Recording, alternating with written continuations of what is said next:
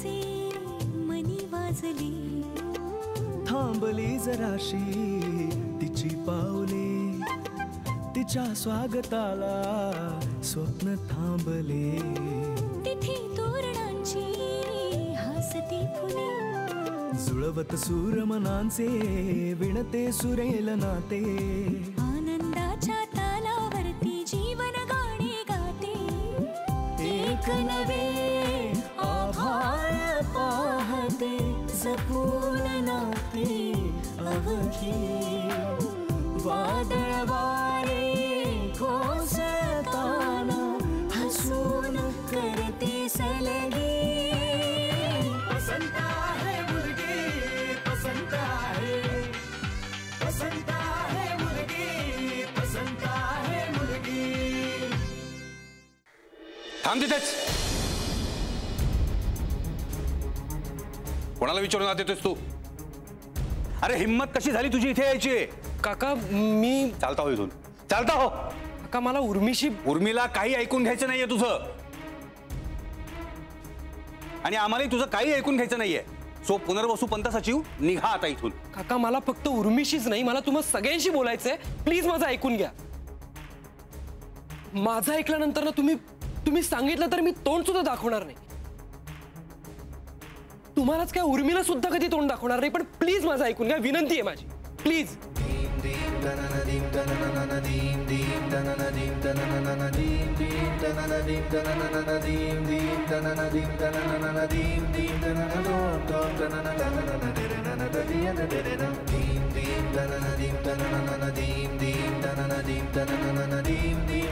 उर्मी please एक संधी दे, मला ऐकून घे माझं, प्लीज.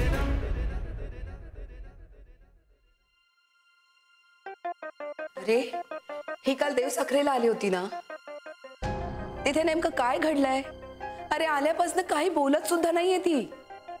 काकू मी सगळं सांगतो, कारण नेमकं काय घडलंय ना याचा अर्थ मलाही आत्ताच लागलाय. म्हणजे काकू आपण प्लीज बसून बोलूयात का? ठीक आहे, ये.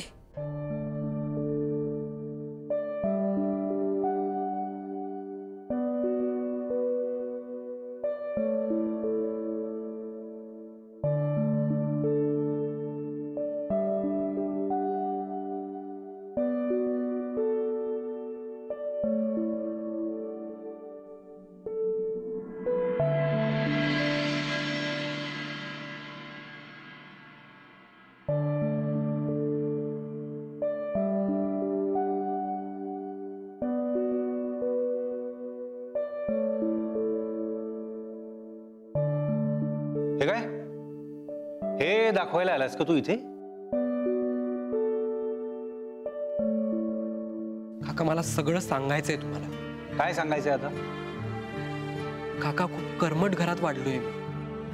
तुमच्या घरा इतकं मोकळं वातावरण नाहीये आमच्या घरात. माझं घर म्हणजे मठ आहे आनंदनाथ महाराजांचा. माझे वडील जगन्नाथ पंत सचिव या मठाचे मठाधिपती आहेत.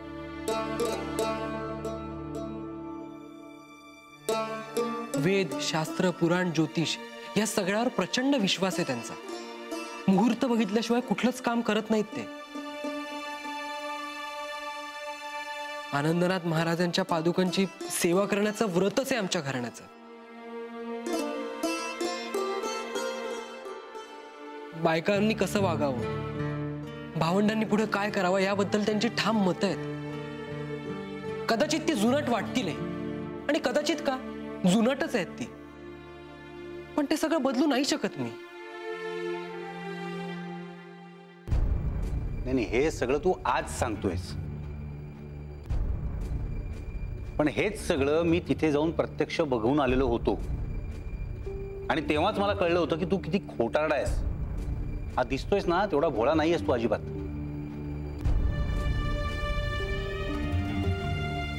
काय तुम्ही माझ्या घरी आला होतात? हो, तुझ्या भावानी सगळं अभिमानानं सांगितलं होतं मला, आणि तेच सगळं मी उर्मिला सांगितलं तेव्हा ती आली होती तिकडे देवसाखरीला. काय तू नवीन काही सांगितलेलं नाहीयेस खरं म्हणजे. पण आता हे टक्कल का केलेस? कुठला धार्मिक विधी म्हणून पाळावं लागतं हे तुम्हाला? सोडमुंज झाली आहे माझी.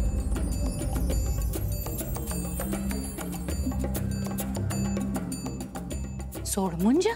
हो, कारण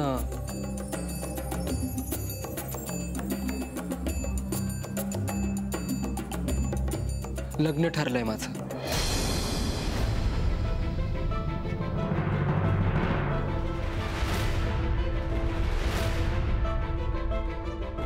काय लग्न ठरलंय तुझं? आणि हे तू आम्हाला आत्ता सांगतोयस? माझ्या मुलीचा थोडा सुद्धा विचार नाही आला तुझ्या मनात?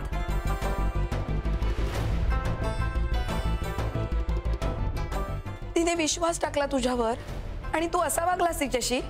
लाज नाही वाटत तुला पुनर्वसू? अगं नाही, लाज नाहीच आहे त्याला, म्हणून तो आलाय ना इथे निर्लज्जासारखा. काका काकू मला माफ करा. आजी प्लीज चिडू नका माझ्यावर. पुनर्वसू निघून जातोय इथून. विद्याधर म्हणतो ते खूप खरं आहे. तू आमच्या दारात उभं राहायच्या लायकीचं पण नाहीयेस. अरे लग्न ठरलं आणि तरी या पोरीला भेटायला घरी येत होतास तू? शरम नाही आली तुला? हे सगळं तू आमच्यापासून लपवून ठेवलंस?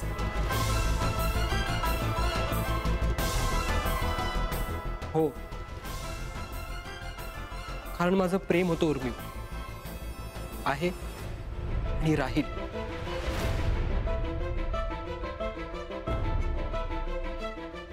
हे बघ, ही असली वाक्य बोलून ना तू आम्हाला आणि आमच्या मुलीला फसवू शकत नाहीस. आणखीन फसवत नाहीये मी काका, मी खरं सांगतो. गेल्या 2 वर्षांपासून माझं प्रेम आहे उर्मीवर. हल्लीच आमची मैत्री झाली आणि मला कळालं की तिलाही मी आवडायला लागलोय. त्यानंतर मी अस्वस्थ झालो. मला वाटलं होतं उर्मीला सगळं खरं सांगून टाकावं, पण कुठेतरी तिला गमावून बसेन ही भीती माझ्या मनात असायची. तरीही मी खूप प्रयत्न केला सगळं खरं सांगायचा. पण अरे एका मुलीवर प्रेम करत होतास आणि लग्न दुसरी बरोबर ठरवून बसलास तू. नाही चालत माझ्या वडिलांपुढे माझं काही. मी हेच सगळं सांगणार होतो उर्मीला, पण नाही जमलं. मी शेवटी सांगितलं मी सगळं. हो ना उर्मी?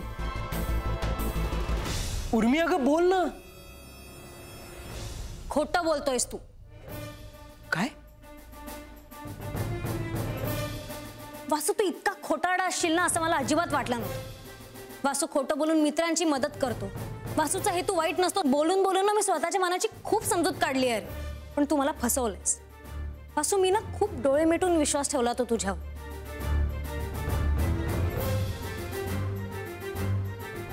तुझ्या घराबद्दल तुझ्या गावाबद्दल आपण इतकं बोलायचं. अरे पण तू तुझ्या घरचं वातावरण कसं असेल याबद्दल मला काहीच कळू दिलं नाहीयेस.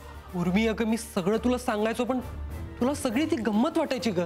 मला गंमत वाटायची म्हणून मला खरं नाही सांगायचं. असं तुझं लग्न ठरले आले आणि तू हे सगळं माझ्यापासून लपवलंस. तू फक्त मलाच नाहीस, तू त्या मुलीचाही विश्वासघात करतोयस. अरे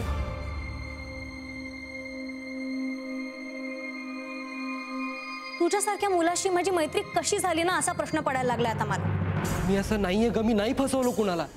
अगं तुलाच सांगायचं होतं म्हणून पत्र लिहिलं मी. पत्र? कोणतं पत्र? अरे म्हणजे मी लिहिलेलं पत्र तू वाचलं नाहीस? तू लिहिलं असशील तर वाचेन ना मी. आणि आता ना तू आणखीन काही नाही, अजून एकदा खोटं बोलून फक्त वेळ मारून येतोस नेहमीसारखी. असं मी आपली मैत्री झाल्यापासून बघते तुला खोटं बोलायची सवय लागली आहे. नाही उर्मी, मी खरंच पत्र लिहिलं होतं आणि तेच वाचून तू देवसाखरीला आलीस असं मला वाटलं होतं. खोटं आहे हे सगळं. आणि आता मी तुझ्या कुठल्याही गोष्टीवर अजिबात विश्वास ठेवू शकत नाही. उर्मी अगं खरं बोलतोय मी. अगं खोटं बोललो तेव्हा विश्वास ठेवलास माझ्यावर, आणि आज खरं बोलतोय तर ऐकून घेत नाहीयेस माझं. मी खरंच तुझ्यासाठी पत्र लिहिलं होतं. त्यात सगळं सगळं सांगितलं होतं मी. पण नेमकं ते वाचायच्या आधीच तू देवसाखरीला आलीस आणि आणि तुला धक्का बसला.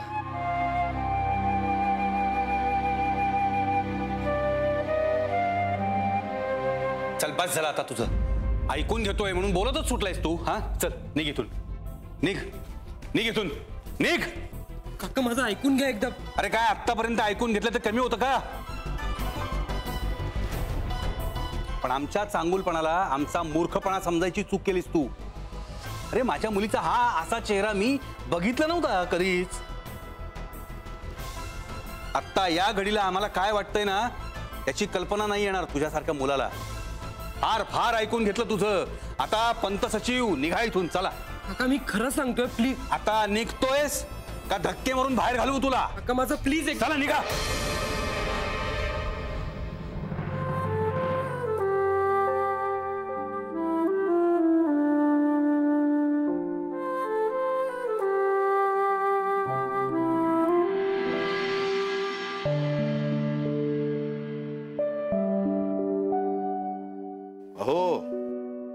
अहो ऐकलत का? हा अरे या इकडे. हा मगाशी अगदी उत्साहात होता दूरध्वनीवर. हो नक्कीच पुनर्वसूशी बोलत असणार. लेकाशी बोलताना काही वेगळाच उत्साह असतो तुमच्या आवाजात. त्याला सांगितलं साखरपुड्याचं. मग काय म्हणाले? काय नाही नेहमीच आपलं. म्हणजे विशेष काय नाही म्हणाला तो. कुलकर्णांना कळवलत का साखरपुड्याची तारीख ठरली ते? हा कळवते. लवकर कळवा. त्यांनाही तयारीला वेळ मिळायला हवा. कसला विचार करताय? काही नाही हेच आता साखरपुड्याची तयारी करायची ना तेच विचार चालले होते डोक्यात.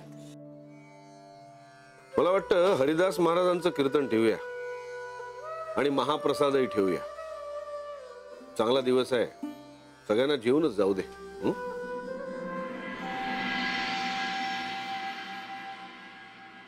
काय चाललंय तुमच्या मनात?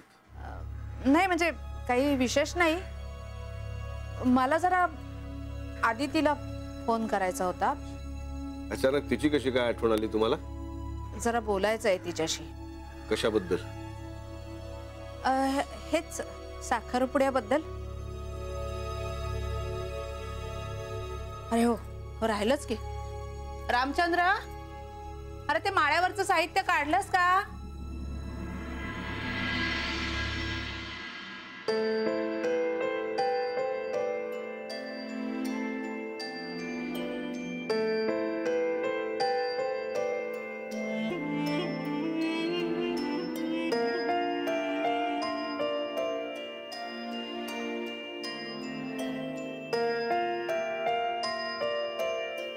उर्मी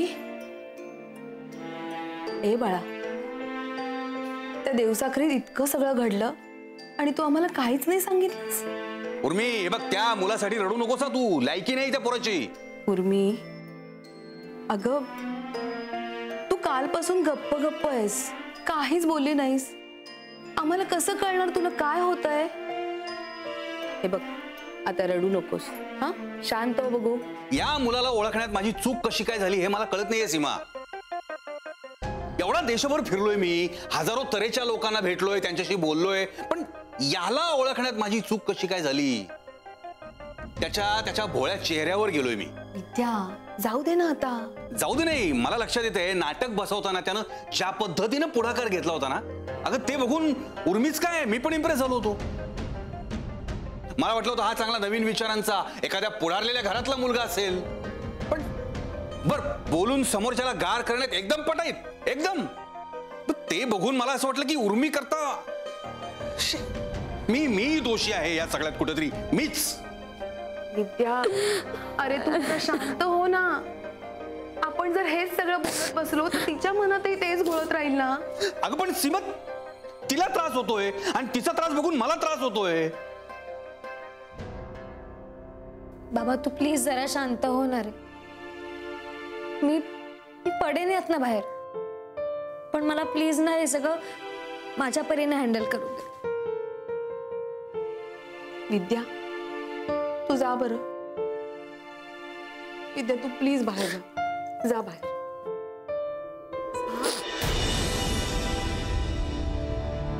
ए बाळा उर्मी, अगं सावर स्वतःला. किती त्रास करून घेणार आहेस? हा, तुला माहितीये का, आपण बायकांनी ठरवलं ना तर आपण कुठल्याही संकटातून बाहेर पडू शकतो. उर्मी, मी तुला काय सांगते ना हे तुला आत्ता नाही कळणार कदाचित, पण मी काय बोलतेय ह्याचा नीट विचार कर, म्हणजे तुझं तुलाच पटेल. कळलं? आणि आता रडत बसू नकोस. वेडाबाई, अगं माझी मुलगी काय अशी रडूबाई आहे का? हा, हरून जाणाऱ्यातली नाहीये, मला माहिती आहे. हो ना? चल आता रडत बसू नकोस, कारण रात्रभर रडत बसली आहेस, जागी आहेस, मला माहिती आहे. थोडा वेळ झोप आता. ऐकणार ना माझं?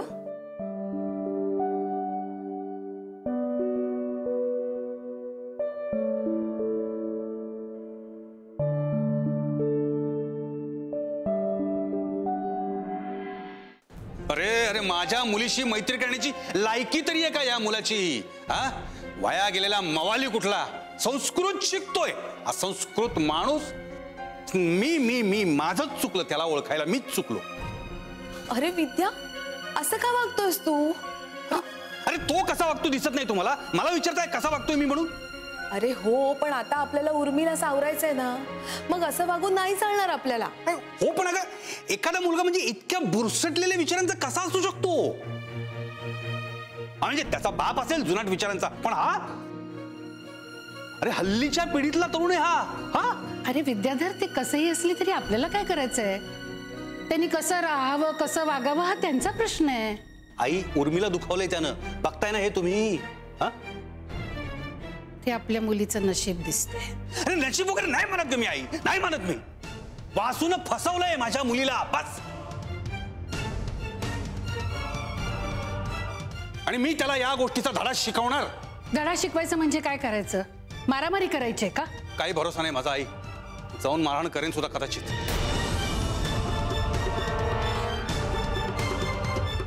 अरे विद्या, किती हायपर होतोयस तू? शांत हो जरा. अरे काय चाललंय तुझं हे विद्याधर? हे बघ, उर्मीला जे सहन करावं लागतं त्यामुळे तू असं वागतोयस हे कळतंय आम्हाला, पण म्हणून काही इतका टोकाचा विचार करायला नको. काय काय होतंय मला काही कळत नाहीये का आई? अरे गोंधळ उडालाय माझा. विद्या तू बस आधी, तू बस इकडे, शांत बस जरा,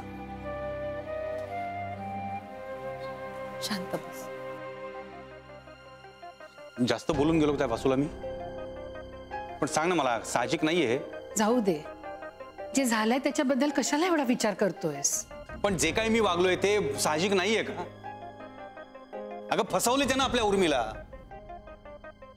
आई सीमा, अगं बघताय ना तुम्ही उर्मीची अवस्था कशी झाली ते. मग नाही त्रास होणार का मला?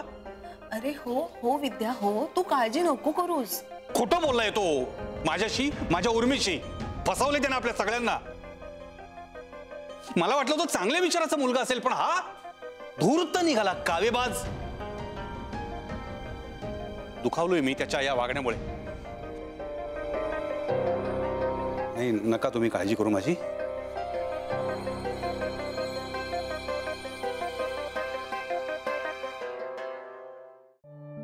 किती वेळ वाट बघायची?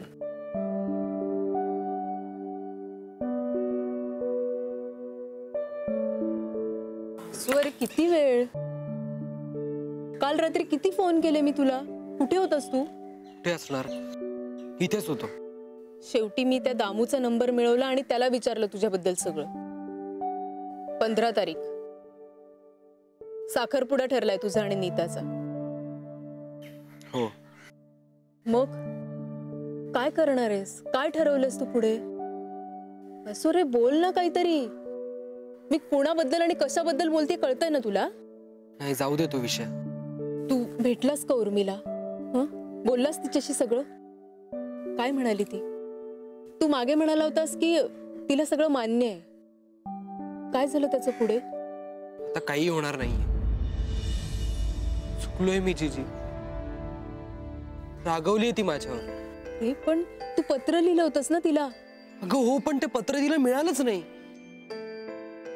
ती देवसाखरीत आली आणि माझ्या सोडमुंडीला तिला माझं लग्न ठरल्याचं कळलं. अरे मग तू सांगायचंस ना तिला सगळं. अगं मी काय कमी प्रयत्न केले का? पण तिने ऐकूनच घेतलं नाही माझं. आणि शेवटी हे सगळं झालं.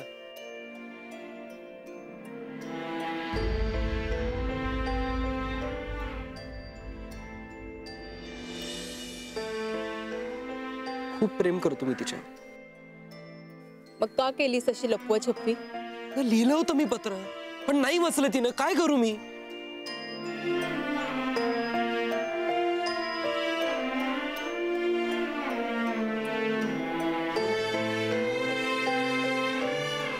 पाणी घे. शांत हो वासू. तुला असं हतबल झालेलं नाही बघू शकत मी. पण झालोय मी आता. पण अरे तू विचार कर ना वासू. उर्मिला राग येणं साहजिक आहे.